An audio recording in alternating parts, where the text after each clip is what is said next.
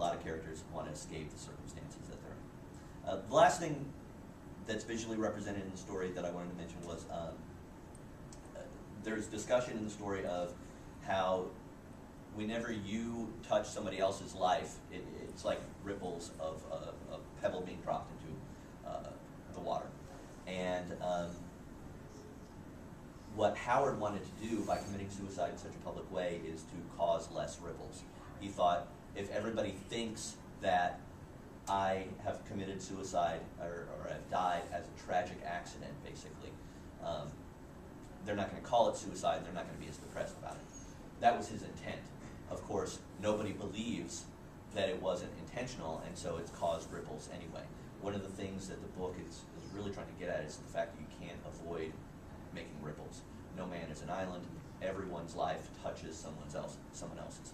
And so in the story, we see that at one point when a lot of secondary minor characters are shown how the effects of Ernie and Esther in their lives have ruined their lives as well. Basically, the sorrow is spreading.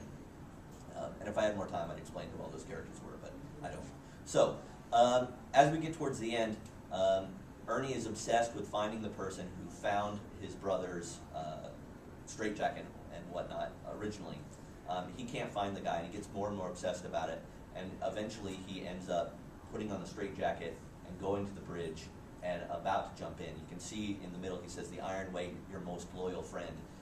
He feels the weight of his brother's suicide on him, and it's like he's almost embracing it at this point, and he is ready to jump. And in the panel at the top there, you can kind of see his face is smushed between the girders of the bridge and the iron weight. He's being crushed by the weight of what happened. But Esther is there, and Esther lightens his load. Essentially says, you know, I tried to understand you. Howard and I had a lot in common. You know, we felt the weight of the world in the same way. But with you, I had to make an effort, but it was an effort I wanted to make because I wanted to be connected with you. And basically the realization they come to is you can't be alone. You need other people to escape from your suffering. Yes, your suffering might touch their lives, but that's the whole point of having friends and being in relationships, is that hopefully then they can be there for you in those times of trouble and take on the load a little bit. And so in the story, we see her actually help him escape from the ball and chain, and saves his life. And the weight sinks into the river, and initially there are ripples there, but in the last panel when they come together, the ripples have subsided. Basically, the suffering is going away because they're together. So in the end of the story, they leave their baggage behind. Al gives his hat away. Nathan has basically turned himself in for a crime that he committed so that Esther can take Claire to her mother, to where she really needs to be, a normal life. And yes, he's going to jail and kind of sacrificing himself so that Claire can have a normal life. Al gives his past away. Says, you know, here's the hat for you, and you can go out and you can be a magician someday. They've been teaching her tricks all through the book. And Esther is going to take Claire to Claire's mother, but then she's going to come back. And so Ernie and Esther are going to get through this because they are going to come back and be together. And Al and Ernie, in the meantime, are going to go off and start a new life. And I love this line here. This is how it begins.